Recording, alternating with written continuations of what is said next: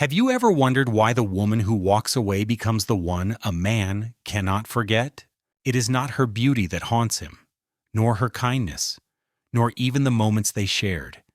It is her silence after the departure, the vast, echoing absence where once there was attention, warmth, and validation. She becomes not a memory, but a fixation. She leaves the room, yet she remains lodged in his mind, a ghost he cannot exorcise. And slowly, without realizing it, he begins to waste his life, trapped in a cycle of longing for something that no longer exists, chasing a shadow instead of living his own unfolding story. Carl Jung warned of this psychological trap. When a man projects the anima, the inner feminine, onto a real woman, she becomes more than human in his mind. She becomes a goddess, a savior, sometimes a tormentor. And when she withdraws, when she refuses to play the role he has unconsciously assigned her, he spirals into obsession. He tells himself he needs closure. He tells himself he needs answers. But what he truly craves is not explanation. It is a return to the illusion of control. This is how men waste their lives, circling the ruins of a connection that has already ended, trapped in loops of what if and why not me. They pour time, thought, and energy into decoding the mystery of her silence, trying to reverse engineer her decision. They believe that if they can just understand why she walked away, they can somehow rewrite the past. But the past cannot be rewritten, and the woman has already chosen. Jung called this fixation enantiodromia, the tendency of things to turn into their opposite. Love becomes obsession, longing becomes suffering, desire curdles into despair. And the more a man feeds this cycle, the more he drains his life of purpose. He neglects his own growth, his own calling, and instead devotes his energy to a ghost story. She becomes his phantom limb, still aching, even though she is gone. Stoic philosophers warned of this same pattern. Seneca wrote, "It is not that life is short, but that we waste much of it." And what is more wasteful than obsessing over someone who has already chosen absence? The man thinks he is fighting for love, but in truth, he is avoiding his own evolution. He cannot bear the void she left, so he fills it with fantasy. He replays old conversations in his mind, imagines new scenarios where she returns, where he says the right words this time. He dreams of second chances, but life is not lived in hypotheticals. It is lived in the present, in the reality of now, and she is no longer part of that now. Some women know exactly what they are doing when they walk away silently. They are not punishing the man. They are preserving their own sacred space. They are choosing themselves over the endless emotional labor of explaining why they no longer wish to participate in someone else's projections. They understand that silence is a boundary sharper than words. Words can be argued with, debated, manipulated. Silence cannot. It is final. It is sovereign. It is the ultimate act of feminine detachment. For the man, this feels like psychological death. Her silence forces him into confrontation, not with her, but with himself. He begins to see the parts of his life he has neglected while chasing the idea of her. He notices the ambitions he has let rot on the vine, the books he never finished, the talents he left unexplored, the friendships he abandoned, the body he stopped caring for, all because he was too busy circling the black hole of obsession. And yet this confrontation is a gift. It is an invitation to stop wasting life. Jung believed that obsession is not about the other person. It is about the unintegrated self. The woman who walks away becomes a mirror, reflecting back everything the man has refused to face. His loneliness, his insecurities, his dependency on external validation. She exposes the hollow places inside him, not because she speaks them aloud, but because she refuses to stay and soothe them. The man is left with a choice. He can continue to spiral, to waste his precious time rewriting the past in his mind. Or he can choose to step forward into his own individuation, the process of becoming whole, of facing the shadow instead of projecting it. He can ask himself, what parts of me have I abandoned while chasing her? What is the life I've been postponing, waiting for her return? The woman who walks away is not the villain. She is the catalyst. She is the necessary rupture that exposes the ways he has been sleepwalking through life, chasing affection instead of purpose, chasing fantasy instead of fulfillment.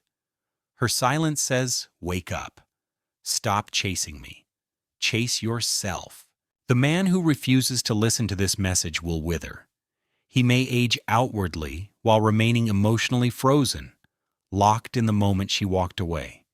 He will measure his life in regrets, in fantasies of what could have been, never noticing the slow erosion of his spirit. Years will pass, and still he will think of her. Not because she was perfect, but because she represents the crossroads he refused to take. His obsession with the woman who left becomes a metaphor for his obsession with his own unlived life. Jung warned of the unlived life, the side of the psyche that festers when neglected. When a man refuses to engage with his own growth, he will inevitably project his desires, fears, and fantasies onto others. He will look to women not as companions, but as saviors, not as individuals, but as symbols of his missing wholeness. And when they disappoint him, as they must, being human, he will spiral into resentment, or worse, fixation. He will believe he is cursed, unlucky, doomed to repeat the same cycle. But the truth is simpler and far more uncomfortable. He has chosen to avoid himself. The woman who walks away, silently and without explanation, triggers this realization like nothing else can. Her departure is not a romantic plot twist. It is a psychological initiation. She becomes, in his mind, a high priestess of absence. Her silence is sacred because it demands that he meet his own reflection in the dark. No distractions, no negotiations, just him and the parts of himself he cannot escape. This is where real transformation begins, not when life goes smoothly, but when a rupture forces the ego to collapse. The man stands in front of the empty altar where he once placed her image and realizes the worship was never about her. It was about avoiding his own spiritual starvation. He fed on the attention, the affection, the fantasy of being needed, loved, and admired. But none of it was real sustenance. It was cotton candy for the soul, sweet but hollow. The Stoics knew this trap well. Marcus Aurelius wrote, "Do not waste what remains of your life in speculating about your neighbors. It is not your actions that are harmful, but your thoughts about what has been taken from you." The woman who leaves takes nothing but her own presence. The rest, the obsession, the rumination, the suffering, that is the man's own creation. But here's the truth no one wants to hear. Suffering is easier than change. Obsession is easier than growth.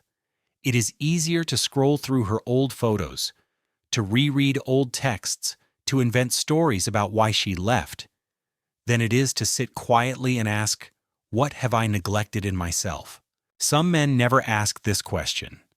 They continue the pattern, chasing woman after woman, projecting their anima onto new faces, repeating the same heartbreak over and over. They tell themselves that women are the problem, or that love is too painful, or that life is unfair. But life is not unfair. It is unexamined. The suffering persists because the lesson is ignored. The man who chooses to stop wasting his life will do something radically different. He will let go, not of the memory of her, but of the fantasy that she holds the key to his peace. He will stop replaying the moment she walked away and start asking what parts of himself have been walking away from his own potential. Jung called this turning inward individuation, the process of integrating the shadow, facing the unlived life and becoming whole. It is not about forgetting the woman. It is about recognizing what she represented, the moment when life invited him to wake up. This awakening is not gentle. It is brutal. It requires the man to dismantle the narratives that kept him small, to admit that he has been a passenger in his own life, waiting for someone else to give him meaning. The woman who left cannot give him that meaning. No one can. It must come from within. Imagine for a moment what life would look like if you stopped wasting time on someone else's absence. Imagine redirecting all of that energy, the hours of mental rumination, the emotional replays, the fantasies, into your own becoming. What would you create? Who would you become? The man who chooses this path stops being a victim of fate and becomes a student of it. He understands that pain is not punishment, it is instruction. The woman's silence becomes a sacred text, one he must read not with his intellect, but with his soul. She teaches him not by returning, but by staying gone. And slowly, the obsession fades, not because he forgets her, but because he remembers himself. As the man steps deeper into this realization, something shifts in his inner world. He no longer sees her silence as cruelty. He sees it as the doorway he has refused to enter.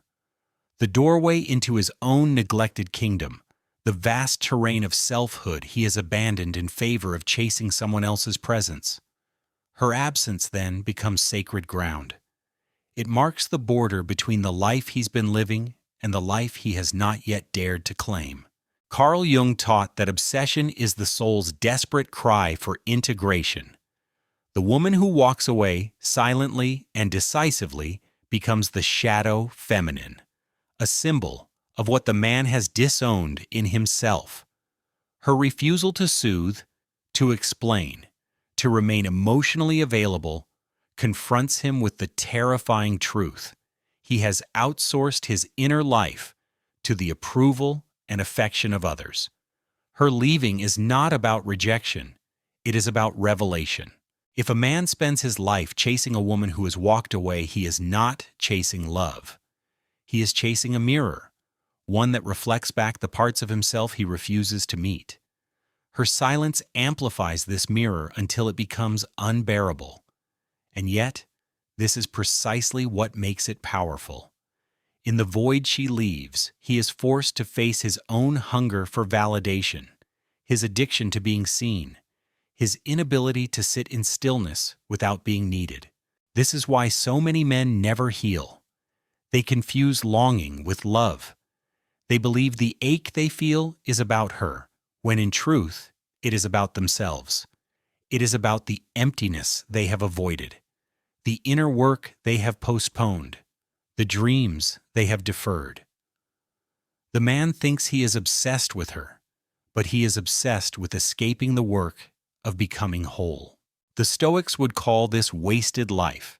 Epictetus wrote, "Men are disturbed not by events, but by the views they take of them."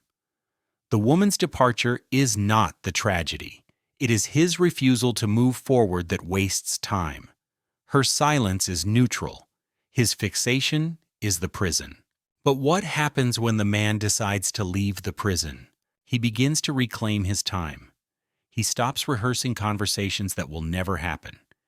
He stops crafting imaginary scenarios where she returns and finally understands his worth. He lets go of the fantasy of being chosen and starts choosing himself. He turns the gaze inward, asking, "Where have I been absent from my own life?" This question is not comfortable. It requires brutal honesty. He must admit that he has neglected his own purpose, that he has avoided his potential because chasing her felt safer than chasing his own evolution. That obsession is easier than action. That longing is easier than self-mastery. Jung called this process shadow integration, the act of bringing the disowned parts of ourselves into the light. For the man, this means facing the weakness he has projected onto women. It means admitting that he has expected others to carry his emotional burdens, to validate his worth, to rescue him from his own inertia. The woman who walks away forces him to stop this pattern, not because she tells him to, but because she refuses to play the role anymore. At first, this feels like death. The man grieves not just for her, but for the version of himself that cannot exist without her attention. He grieves the ego self, the part of him that relied on external love to feel alive. But beneath this death is rebirth. When he lets go of obsession, he makes space for something more sacred: self-ownership. This is how he stops wasting his life. Not by forgetting her, but by releasing the belief that she was supposed to save him. He realizes that no one is coming to fill the void. The void is his to meet, his to integrate, his to transcend. He returns to his neglected passions. He rediscovers the art of solitude. He begins to create again, not to impress anyone, but because creation is his birthright. He builds his body, sharpens his mind, opens his heart, not to win her back, but because his life deserves it. And something unexpected happens in this process. The obsession alchemizes into respect. He no longer resents the woman for walking away. He thanks her silently in his own mind for the role she played in his awakening. Her silence taught him the lesson no words could deliver. She did not abandon him. She freed him from the illusion that love is earned through performance, that validation must come from outside, that life is measured by who chooses you. Now he chooses himself, not out of arrogance, but out of reverence for the life he still has left. There is a moment, silent, subtle, yet seismic, when the man finally stops asking, "Why did she leave me?" and starts asking, "Why did I abandon myself?" This shift is not minor. It is everything. It is the pivot from victimhood to power, from obsession to awakening, from wasted life to intentional living. Carl Jung wrote that the greatest burden a child must bear is the unlived life of the parents. But many men carry this burden into adulthood, continuing the pattern. They live half-lives, chasing approval, trapped in cycles of codependency, expecting women to heal the wounds they refuse to face. The woman who walks away becomes a mirror of this pattern. She reflects back his refusal to fully live. What if the real tragedy is not her leaving, but the life he sacrificed while chasing her shadow? Most men never consider this. They think time is infinite, love is linear, and desire is destiny. But life is not a waiting room where you sit, endlessly hoping someone will return to grant you permission to live. Life is happening now, in the breath you are taking, in the thoughts you are choosing, in the actions you are postponing. And yet, many waste this precious time obsessing over the one who left. They scroll through her social media, dissect her silence, build entire fantasies around her absence. They believe they are being loyal, romantic, faithful to the idea of love. But loyalty to a ghost is not devotion. It is decay. It is spiritual stagnation, disguised as emotional commitment. The woman who walks away becomes mythologized in the man's psyche. She is no longer herself. She is now the symbol of everything he believes he cannot have. This is dangerous because it keeps him trapped in projection. He is not in love with her. He is in love with the fantasy she represents, the perfect validation, the ultimate affirmation, the salvation from his own emptiness. But here is the truth. No woman, no relationship, no reunion will save a man from the work he refuses to do within himself. Obsession is a form of avoidance. It is a way to stay busy while never confronting the terrifying freedom of self-ownership. In the silence she leaves behind, the man has an invitation to turn his energy inward, to sit in the discomfort of his own solitude, to ask the questions he has avoided. What have I neglected in myself? What dreams have I postponed? Because I was waiting for someone to choose me? What parts of my masculinity have I handed over to the hope of being rescued by love? This is the spiritual core of the problem. Many men do not fear loneliness. They fear self-responsibility. They fear the quiet where no one is watching, no one is validating, no one is applauding. The silent woman exposes this fear. She becomes the gatekeeper of his awakening, not by returning, but by refusing to return. In her absence, he must learn to become his own witness, to validate himself, to live, not for someone else's gaze, but for the integrity of his own soul. This is not arrogance, it is maturity. It is the end of boyhood patterns, the death of the need for constant emotional rescue. And in this space, something unexpected happens. The man begins to fall in love, not with her, but with life itself. He feels the weight of his own mortality. He sees how much time he has wasted in longing, in rumination, in fantasy, and he chooses to stop. This is how you stop wasting your life. You stop chasing shadows. You stop waiting for someone to validate your existence. You stop building altars to what has left you, and start building altars to what still lives within you. The woman who walks away is not the end of the story. She is the threshold. Her absence creates a void, and into that void, you must pour your own becoming. Her silence is not a punishment. It is the mirror reflecting back the parts of you still waiting for permission to begin. Jung wrote, "Your vision will become clear only when you look into your own heart. Who looks outside? Dreams. Who looks inside? Awakens." The obsession fades when the man stops dreaming of her return and starts awakening to his own life.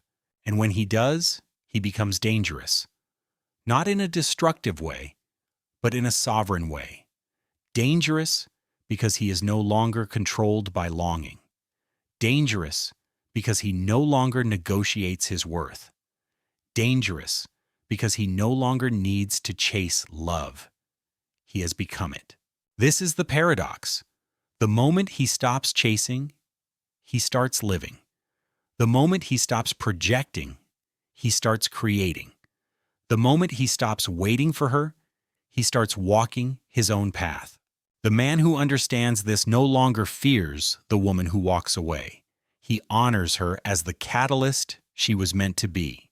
And so, the cycle ends, not in the way the man once imagined, with her return, with apologies, with reconciliation, but in a deeper, more sacred way. It ends with self-reclamation. The man no longer circles the memory of her absence like a wounded animal. He no longer drifts through life in limbo, replaying moments that cannot be relived. He releases the obsession, not because he forgets her, but because he remembers himself. He realizes now that it was never about her choosing him. It was always about him choosing life. Carl Jung's shadow work is not about fixing the past. It is about integrating the parts of ourselves we've exiled, the parts we've tried to outsource to other people's affection. The man sees clearly now. He projected his unlived life onto her image, his unmet needs onto her silence, his longing for meaning onto her attention. But she was never the source of his meaning. She was merely the screen onto which he cast his forgotten dreams. And now he retrieves them. He picks up the pen he set down long ago. He returns to the canvas, the gym, the business idea, the spiritual practice, the life he abandoned while chasing approval. He no longer waits for a muse. He becomes his own catalyst. He no longer performs to win affection. He lives in alignment with his values because that is who he is. The woman who walks away no longer haunts him because he no longer haunts himself. He no longer avoids the parts of his life that require discipline, solitude, and courage. He no longer feeds the addiction to being chosen. He understands that his worth is not transactional. It is inherent. In this transformation, he steps into a different kind of masculinity, not the performative kind that seeks conquest or validation, but the rooted kind that stands still in its own presence. He becomes the man who does not chase because he is already home within himself. The man who does not obsess because he has turned his gaze toward purpose. The man who does not beg for love because he has become love. This is not coldness. It is not indifference. It is sovereignty. When the woman thinks of him now, perhaps from a distance, perhaps in passing memory, she may sense this shift. She may feel the absence of need in his energy. The space where once there was clinging, now replaced with clarity. She may feel the echo of his gratitude, silent but real. For in walking away, she gave him the greatest initiation, the chance to meet himself. He carries no resentment, no bitterness, no unfinished scripts. He has closed the book, not because he hates the story, but because he knows it has served its purpose. The chapters with her are honored, but they are no longer replayed. He lives now for something larger than obsession, for something deeper than ego. He lives for his own evolution. This is how you stop wasting your life, Carl Jung would say. Not by controlling who stays or leaves, but by confronting the shadow, integrating the unlived life, and walking your own path with dignity. And when you do, you realize something profound. The woman who knows her worth doesn't chase, she chooses.